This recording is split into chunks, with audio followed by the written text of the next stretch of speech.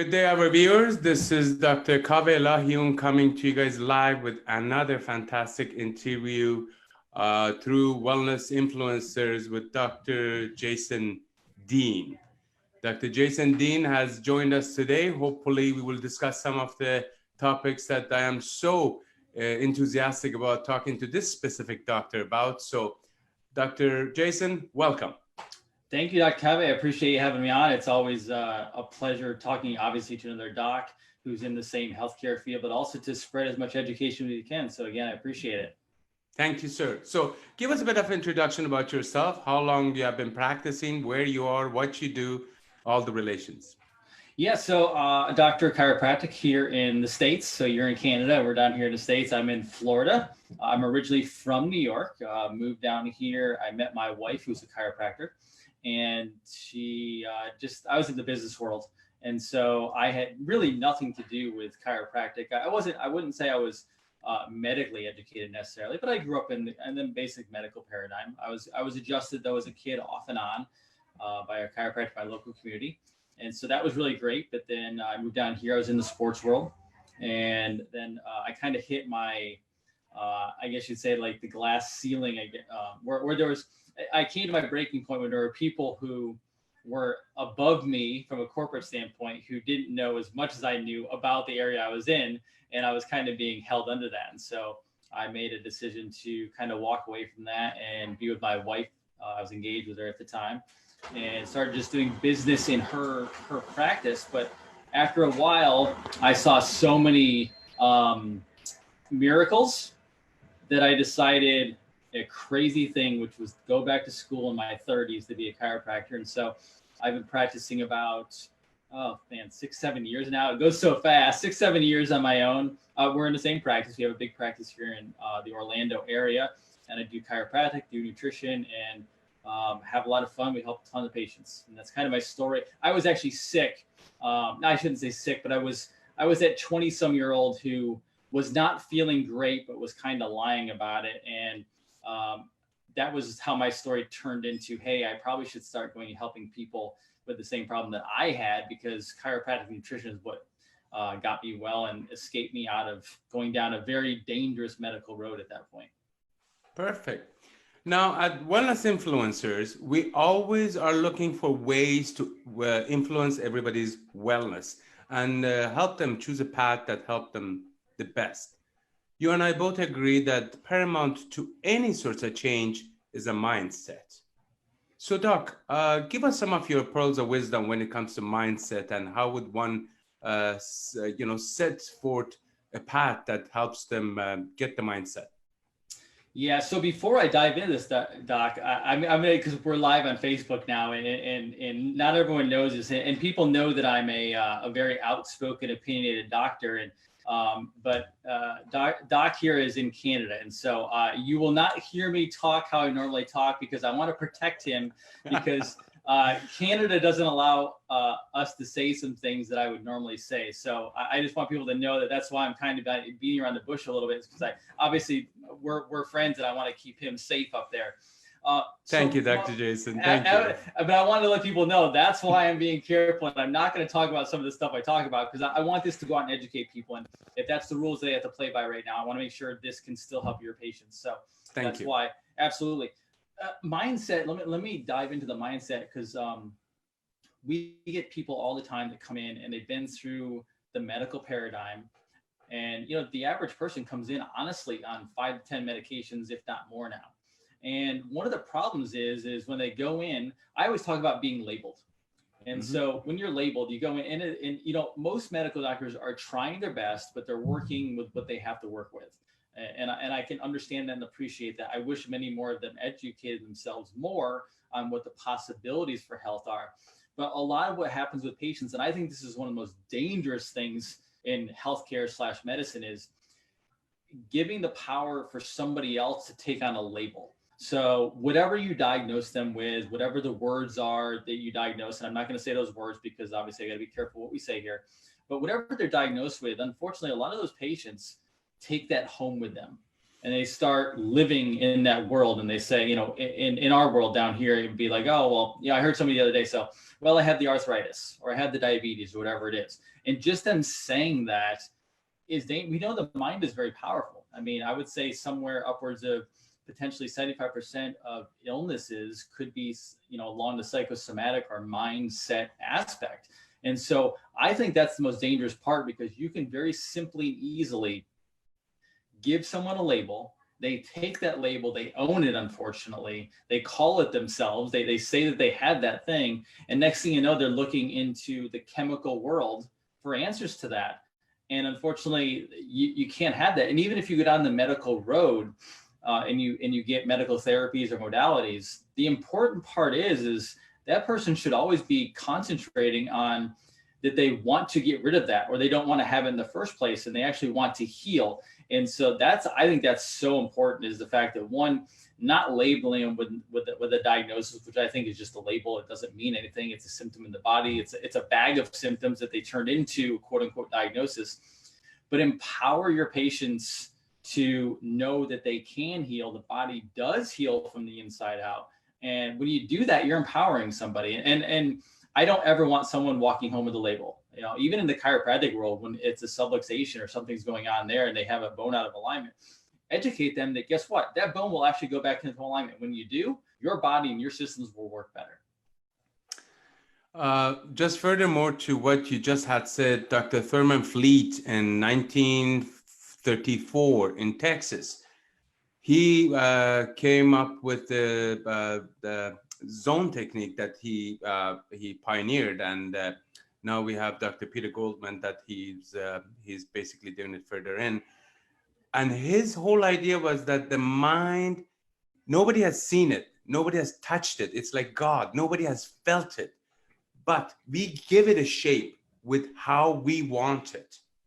Totally. And when you give it a shape, you better give it a shape that it's a healing, it's forgiving, it's positive, and it's nurturing, rather than being negative and all the things on the other side. Now, when it comes to neuroplasticity of our nervous system, it's well documented that when you do deliver chiropractic manipulation and adjustments, it has a positive effect on our nervous system and ultimately on the whole body.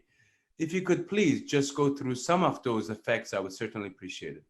Yeah, absolutely. And it's so funny you said that, because a couple things, and I can give you a practice example of something that happened this week, which is totally mind-blowing and fascinating. But it's interesting you said, because of the mind, and it's so many people, I'm at a point so people can understand, but so many people go, oh, my mind. Well, where I'm pointing to is not my mind. That's the brain in the head. That's where that is, right? The mind is not in there. The mind is actually around. The mind is the ether. I mean, I think at this point, we can all agree that we are all connected at some point. There is this hidden world, this invisible world, I should say, around us that we cannot see.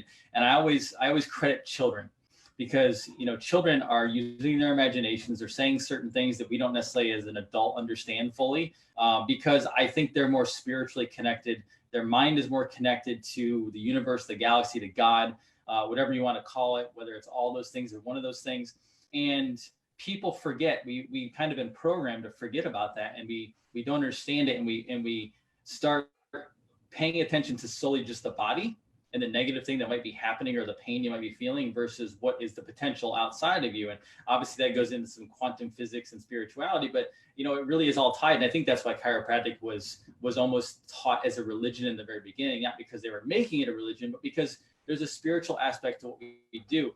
And there is neuroplasticity. You can rebuild, you can get neurons to reconnect. I mean, this is science now at this point. You can go on YouTube and look under a microscope and watch neurons reconnect. This is not, a pseudoscience or not yet discoverable. It's all there. And it's so funny, because from a clinical or even just a patient standpoint, there's so many times that I'll have someone come in, whether it's a newer patient or someone I've had who's on a wellness care type of situation, and you adjust them, especially, the cervical area, and you adjust them, and they have to wait a second after you adjusted them. And it's as we called it in school, like the power's been turned on.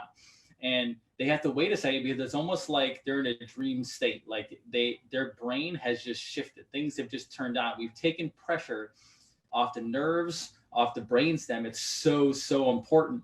And even going back to the whole label thing, you know, how important and powerful it is to set off this neuroplasticity and get these neurons reconnecting and talking to each other.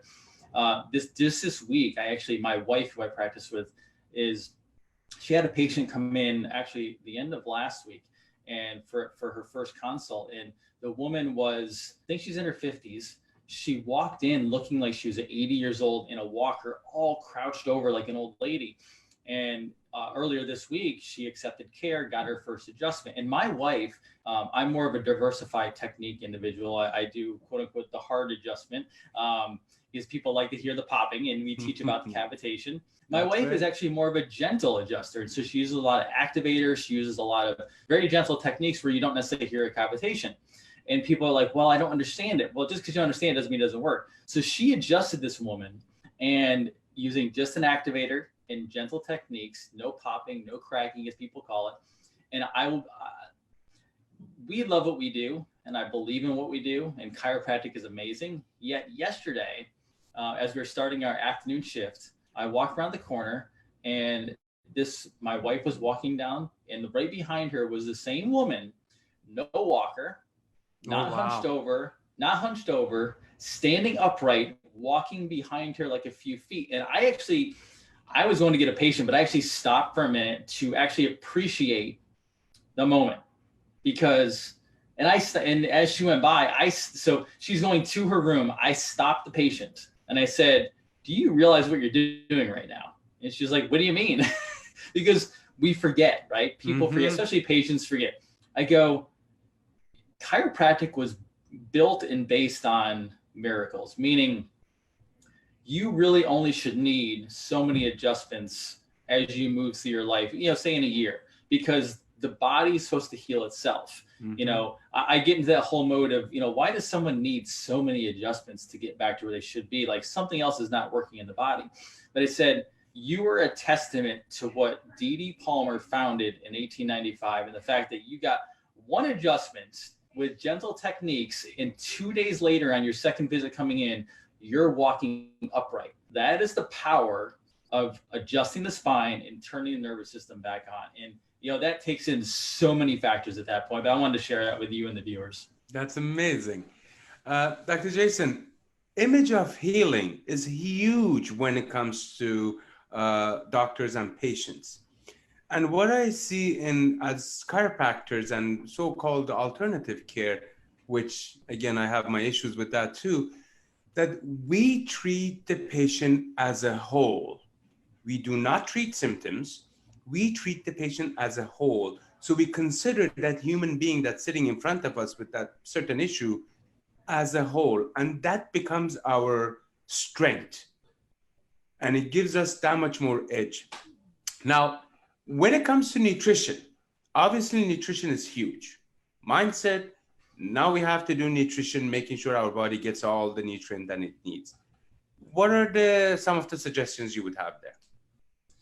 Well, that's a big toolbox. That's right. Stuff.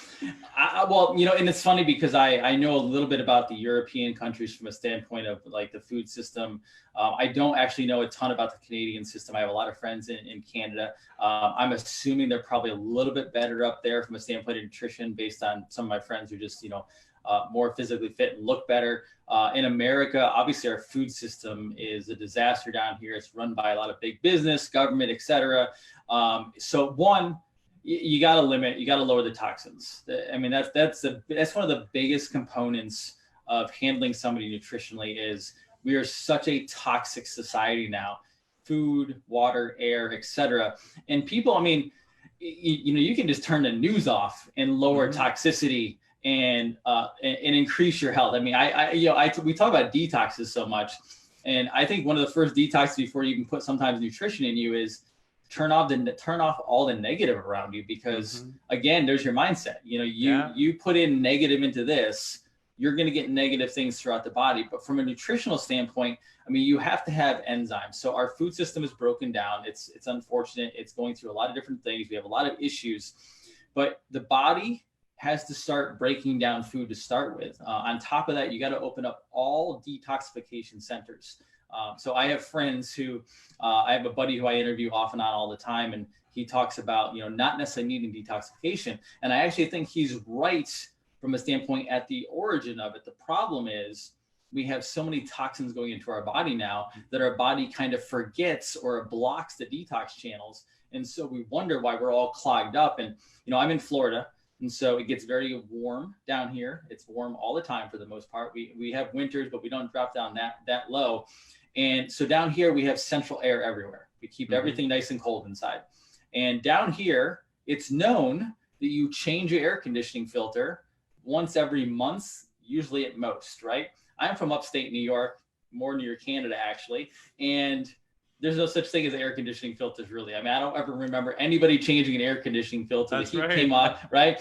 But down here, you have to change the air conditioning filter. If you do not, and I had to learn this from my wife, who's originally from Miami, is if you do not, you will actually destroy and break down your entire central air system, which is not cheap. You're talking about a $5,000 to $20,000 device, depending on how much you want, right? But that is the same as your body. It's the liver. Now, we're not going to replace your liver. We don't want to go down that road. It can be done, but we don't want to go down that road. We have to keep our detoxification systems open. The liver, a primary detoxification area for the colon. Then you have your kidneys, and you have your skin too. And I hate the skin having to be a detox system. It should be the last one. But the whole point is we have to keep detox systems or channels wide open, because whether we take in a vitamin, a mineral, an enzyme, whatever it may be, if we're not eliminating properly, then we're having problems. And I tell people in our office, we talk about poop a lot, right? It's just one of those things. It is, some people have, it's a taboo subject, but if you're not going multiple times a day, you're not detoxifying properly. Once you do that, then we feed the nutrients, we feed the whole food supplements, we feed whole herbs, homeopathy if we need to. We feed the organs to build themselves back up. And when you do that, it's amazing how well a body heals again. Amazing. Now, when it comes to gut flora, I mean, much have been spoken about, and now it's known as your first brain, as opposed to, to what we have in our skull. Now, how important are pre and probiotics, especially in our large intestine? I think it's important. I think one of the biggest issues is, and I've been listening to a lot of podcasts here and there, and it's unfortunately become a marketing world. I mean, you go into the store, you go into Whole Foods or anything close to you, whatever you guys have up there, and there's usually a giant case of prebiotic, probiotic drinks, etc. And when you look at the back, it's all sugar. I mean, they're basically just remarketing sugar back to you because that's what they're, I mean, look at the label. It's as simple as that. So how important? It's absolutely important. However, there's lots of ways to build up your gut. You can get things through your food. You can get things through supplementation. And like, trust me, I have like 5 different things on my shelf that I can rebuild. But I will tell you, one of the cool things that I actually just got my hands on last night / this morning was things that will detox out or pull out through the proper channels all the things that are actually destroying our gut. Because at the end of the day, I think your body will actually use a lot of different probiotics, a lot of different prebiotics. And obviously I have some of the ones that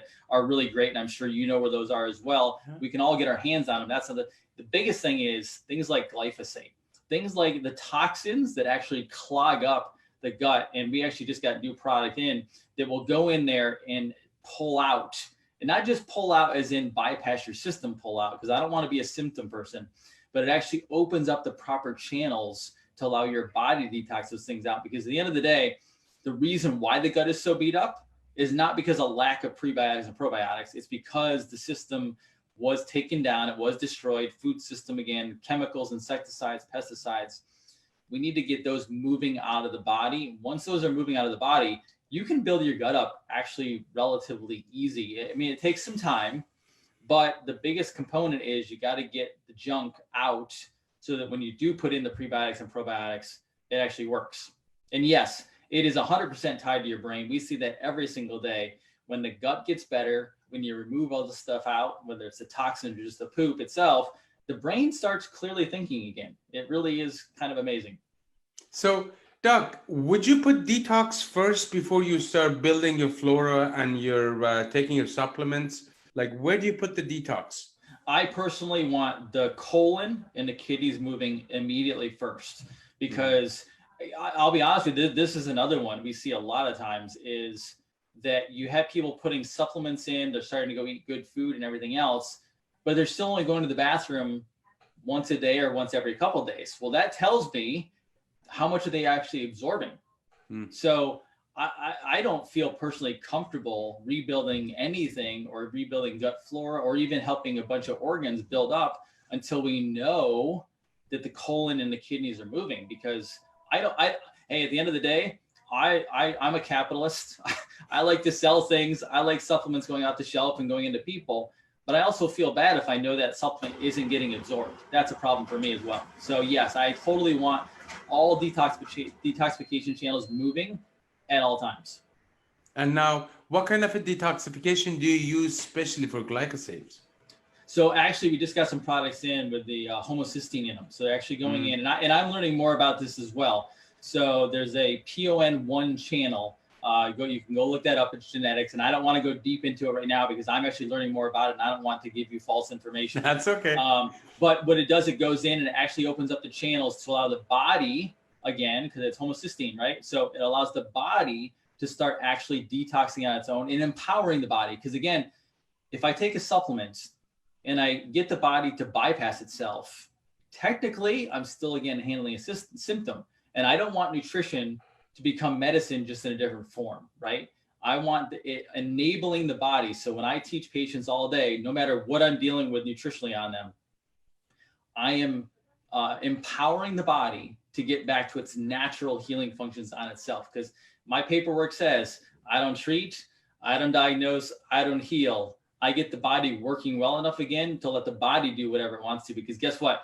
No government, no medical system can stop a body from doing what it wants to do. Well, the issue is, unfortunately, and I mean, medicine has its own place, and it's very, very useful Sure. in some, some instances. But people forget, after all, these medications that we take, they're a business. They're not in a business of curing anything. They just feed the symptoms. So after all, these guys, all these companies have shareholders, and they have to be responsible to their shareholders. So the more money they make, the better business it is. And it's only a business model that has been winning for past how many years? I mean, in the past 3 years in North America, we have had more sicker people than we have ever had. Our life expectancies have gone down, yet we have more medications out. So obviously, medicine is not the complete answer for this thing. You're preaching to the choir, man. And I know, and I know you have. We because of the limitations, as we discussed, Yes. there are things that we can't talk about. But it is true that unfortunately, we're getting one side of the story. Treating symptoms will be all that, just treating symptoms. Correct. But in order to treat the condition, you have to treat the cause of it, which, as chiropractor, and because we are so gifted and allowed to manipulate the nervous system, we have the most profound effect on the body, changing its tone and basically its function. Now, Doc, if I had to ask you, what was the pivotal thing that changed you from Jason Dean to a chiropractor, Jason Dean? What was that? Well, that's a good question, man. That's really good. I will tell you, mine was not solely health related. Mm-hmm. If I have to be fully honest, but now it's obviously involving health, but it wasn't fully health related. And I'll take you down that road a little bit, which was I worked in the sports world, and I actually really enjoyed what I did because it was fun, right? And then I did some odd jobs and things like that before I kind of flipped over to the world of health, chiropractic, nutrition. And when I was kind of in the middle ground, which is the middle ground, we have to make those big decisions, right? And I was kind of looking and going, okay, at the end of the day, when I'm 80, 90, 100, who knows what age, and I have kids, we all want to leave a legacy. And our legacy is based on a purpose or mission in life, typically, right? And so I was looking at all the odd things I was doing. I was even looking at the job that I worked hard for in college to go to. And I looked and I'm going, okay, so I'm going on a football field, I'm going into a locker room, I'm going into this and going into that, which, okay, I get it. But it's just a game. Like, I mean, at the end of the day, no matter who wins the Super Bowl, no matter who wins a championship, college, whatever it is, no matter who wins a hockey game in Canada, right? That's great. You just have another season. You have a next season. And the next athlete comes through, and the next athlete comes through after the other one retires, right? And yes, it entertains us, and we can appreciate that. But other than entertainment, what impact is it truly happening on the average person? And so I went, okay, I want to impact people at both like my local level, but also a global level. And how can I do that? Well, in my life, there was some health concerns with my family. I lost my grandparents way before they should have been lost. And so the more these things started popping up in my consciousness, I started really being pulled in that direction. And, I think the divine pulls you in directions. You just have to actually wake up and listen to it. And I was willing to listen to it. And very fortunately as well, I met my wife, who I was engaged to at the time, who was already in that world. And so I was kind of looking at it going, okay, wait a second. I'm married to this woman who does this. I'm kind of being pulled in this direction already. Clearly, this is the path I'm supposed to go down. And so that's what really pulled me over, was just going, you know what? At the end of the day, games are fun. Selling stuff is fun. But I don't want, I don't want my legacy to be that I sold a bunch of plastic things, or I went to a bunch of football games or sporting events, and that's what I did. I wanted it to be a bigger impact. And so as I dove into the world of chiropractic, in my wife's office at the time, was helping her. And it goes back to the previous question you actually asked regarding medicine, is I have never been into a medical office where people going in and coming out were smiling and laughing. And not to say it doesn't happen, I just never seen one. However, in my office, in all the offices that I get to go see my friends and colleagues around the country, when I go into that office or I go to a seminar, either the doctor is smiling and happy, or I see patients walking in and out that are smiling and happy. And so really, that's a scientific experiment right there. Go to medical offices and go to natural health offices and look at the facial expressions and the comments made by the people going in and going out. And then you tell me the difference. Truly, like we spoke, the mental set and definitely the mindset is paramount to one's how they will feel. So obviously, as chiropractor, we kind of have tapped into that early enough and has given us that edge. And I personally feel very, very fortunate to be in this profession and to be doing what I do and love for past 21 years. And every day I tell my wife, I wouldn't know what to do with myself if I wasn't a chiropractor. Now, Dr. Jason, what is your routine when you wake up in the morning? Oh, good one. So you asked the good questions. And you ask them so well that you're like, oh, I got to answer that. That's okay. Well, I'm a bit insane. So I have had to force myself to get more sleep. So I am doing that. I used to drink way too much coffee, and I used to get too little sleep and put a focus on getting stuff done. And that was a little bit of programming from my old career, because I used to have to go on the road. I'd be up till midnight, 1 a.m. and get up at like 5, 6. So I had to break some of that programming. So currently now I will typically get up. My daughter she's 6 and she's an early riser, and she will wake up between 6 and 7, usually 7 on the dot. And so I get up in the morning, I get, hang out with her a little bit. I do a lot of reading. And so I've made a conscious effort to ditch television as much as humanly possible. I do have one, and I have like Netflixes and stuff like that. And we try to either watch something just completely stupid or funny to decompress, or we watch something obviously documentary or educational. We try to do that. So in the morning, it's typically a lot of reading. I do some coffee. I mostly intermittent fast in the morning, so I don't go crazy. If I'm really, really hungry for some reason, I'll have maybe a shake, or I'll do a keto carnivore type style, either eggs and bacon or something along those lines. Head to the office. I'm usually office by between 8 and 10, depending on the day. see patients at lunchtime. It is usually, because again, I'm trying to follow as much as I can a keto carnivore diet. So usually a large amount of grass-fed, pasture-raised beef of some kind, or lamb, wild game I've been sticking to. And then a lot of meetings, because we have about 7 practitioners. And so there's always things to go over. We do clinical things, et cetera, podcasting, things like this, working on other side projects. I also do some reading at lunch, typically. Self-developmental, educational, health-related. It can be various things. And then head into the afternoon shift, see lots of people. And then by the evening, it will vary. So there's a lot of times we do seminars every single week at our office. So it's either educating a bunch of people till sometimes 7, 8 o'clock at night, or my wife and I will go home and we try to spend a lot of time with our daughters. So we have a 6-year-old right now, probably having more kids, but we haven't decided fully yet. So we try to actually spend present time with her, meaning not in front of a television, actually doing something. Like last night we played Mousetrap for like a half hour. She got the game Mousetrap that I used to play when I was a kid.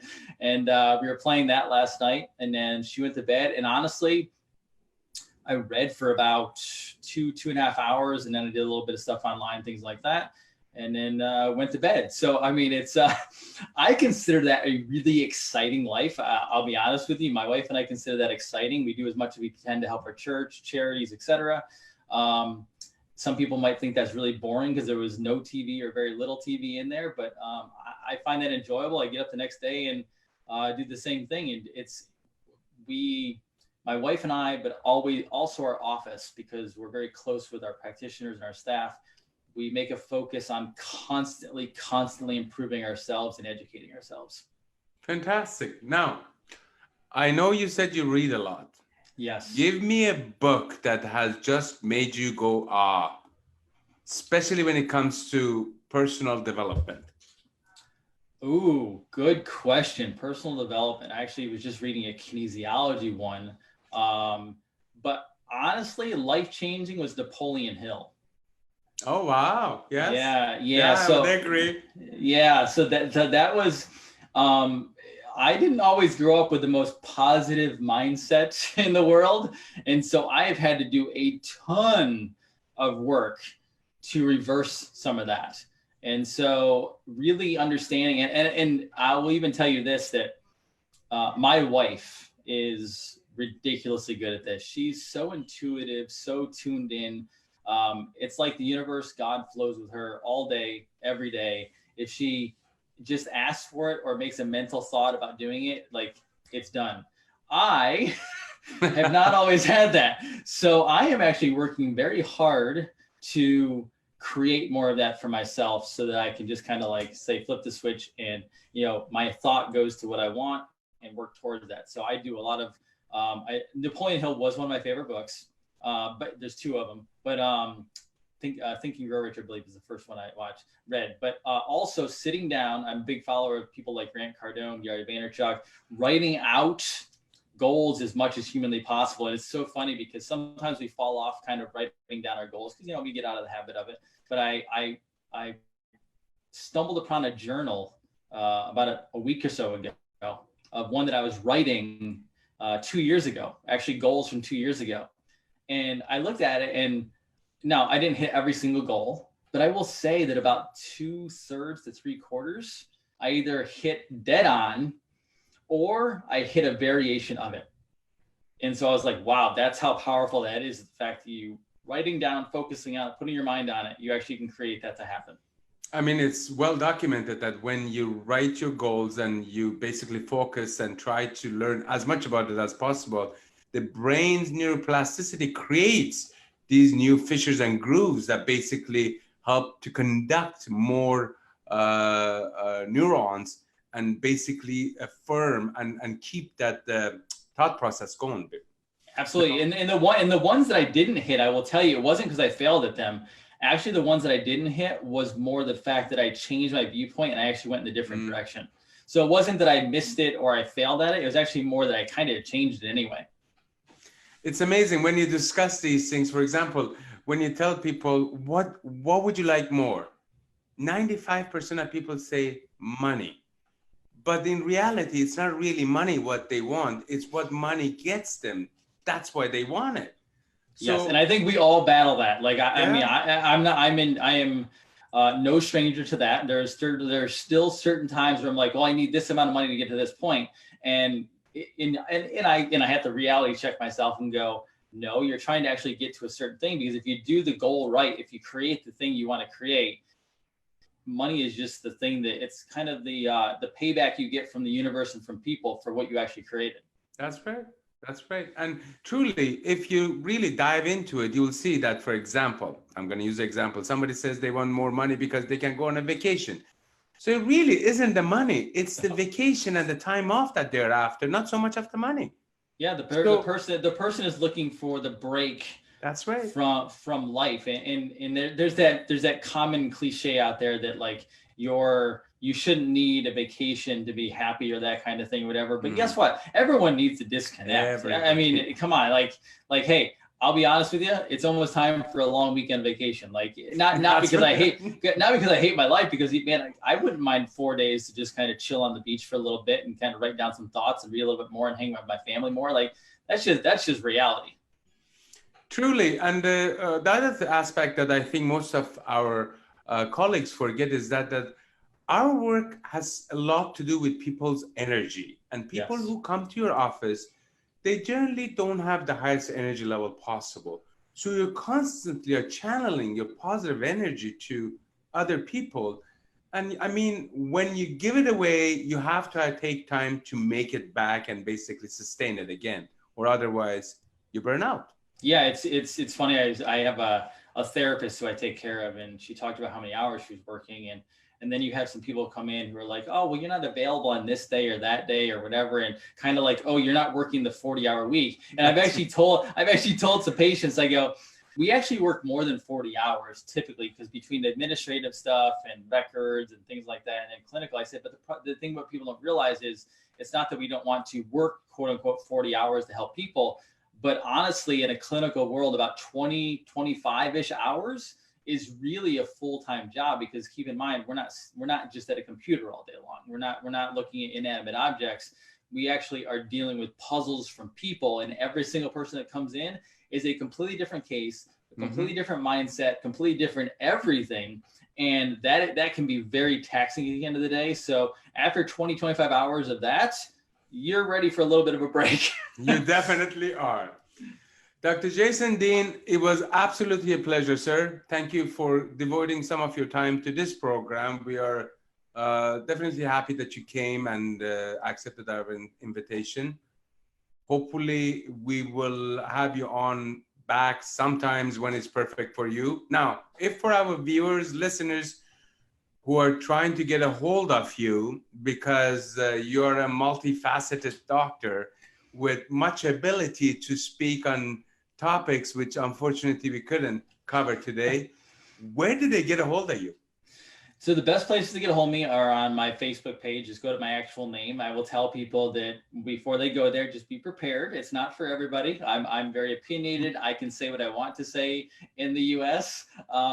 I separate my license from my opinion. And so I have that. And then if there are people who are having any issues with their kids or any of the mental stuff going on, or looking just for solutions naturally to help with any of the labels that kids are given that they don't want to be medicated for, you can actually go to one of my pages. So it's actually revolutionnetwork.live.